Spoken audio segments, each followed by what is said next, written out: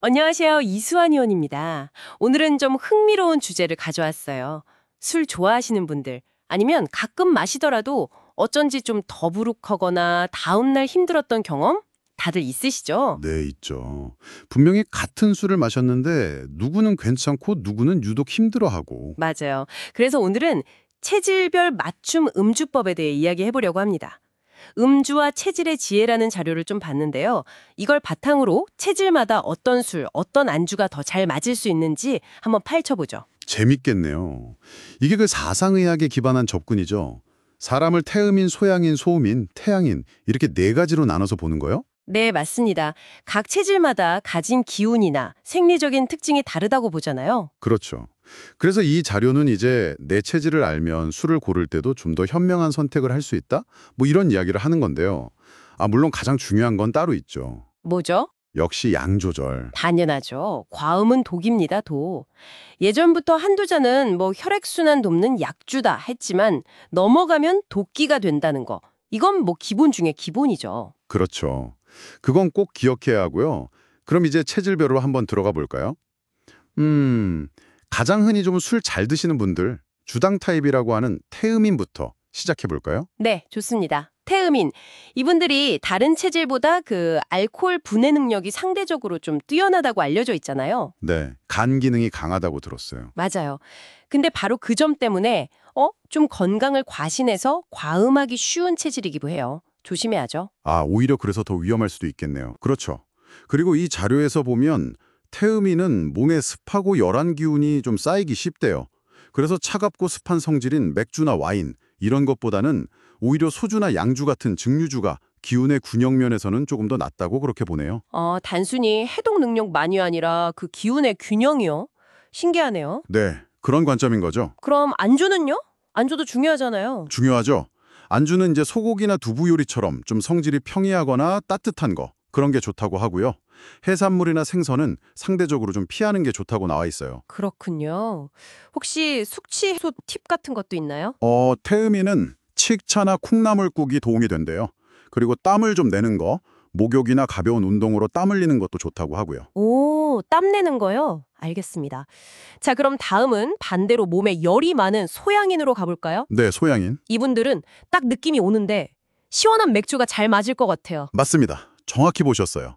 소양인은 체질적으로 열이 좀 많아서 여기서는 시원한 성질의 맥주가 비교적 잘 맞는다고 설명해요. 와인도 뭐 무난하고요. 그럼 피해야 할 술은요? 아무래도 열을 더 보태는 술, 예를 들면 도수 높은 양주라던가 아니면 인삼주 같은 거요. 이런 건 좀 피하는 게 좋다고 합니다. 그리고 소양인이 숙취가 좀 오래가는 편이라고 하더라고요. 그러니까 더더욱 적당히 마시는 게 중요하겠죠. 숙취가 오래 간다. 이것도 특징이네요. 네, 안주로는 돼지고기나 굴처럼 약간 서늘한 성질 음식이 추천되고 반대로 닭고기는 좀 열을 내니까 피하는 게 좋다고 하고요. 숙취 해소에는 북엇국이 언급되네요. 북엇국 알겠습니다. 자, 이번에는 좀 몸이 차고 추위 많이 타시는 분들, 소음인 차례입니다. 네, 소음인. 이분들은 말씀하신 대로 몸이 좀 차고 소화기도 약한 경향이 있거든요. 그렇죠. 그럼 이분들한테는 따뜻한 성질의 술이 좋겠네요. 맞아요. 그래서 인삼주나 뭐 양주, 매실주 이런 따뜻한 술이 비교적 괜찮다고 보고요. 반대로 몸을 차게 하는 맥주는 진짜 좀 피하는 게 좋다고 강조하네요. 안주도 그럼 좀 따뜻한 성질로. 그렇죠. 닭고기나 장어처럼 좀 따뜻한 거 이런 게 좋고 찬 성질의 돼지고기, 특히 삼겹살이나 새우 같은 해산물은 덜 권장되고요. 삼겹살이요? 네.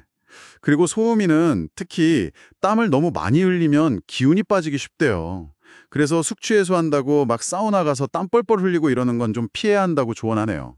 그럼 어떻게 풀어요? 대신에 따뜻한 인삼차나 꿀물 이런 게 좋다고 합니다. 그렇군요. 사우나는 피해야 한다. 자, 마지막으로 태양인입니다.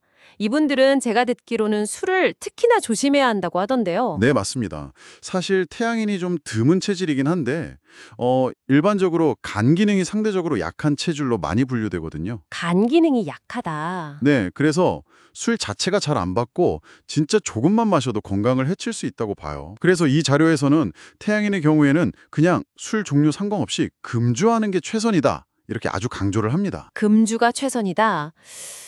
그래도 혹시 정말 피치 못할 사정으로 딱 한 잔 정도만 해야 한다면요. 그런 상황도 있잖아요. 그럴 때 참 난감하죠.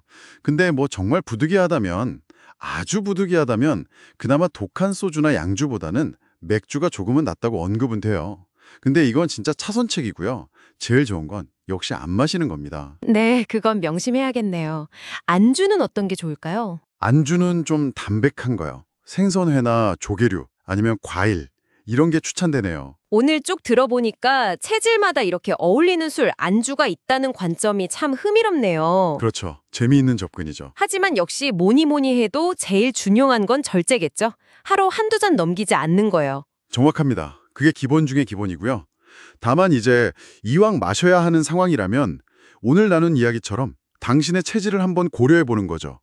그게 어쩌면 약주로서의 긍정적인 효과, 뭐 스트레스 완화라던가 기혈순환에 조금이나마 도움이 될 수도 있지 않을까 하는 가능성을 이야기하는 거고요. 네, 단순히 이 술이 좋다, 나쁘다 이걸 넘어서 왜 그런지 그 배경에 있는 내 체질적 특성을 이해하는 게 중요한 것 같아요. 맞습니다.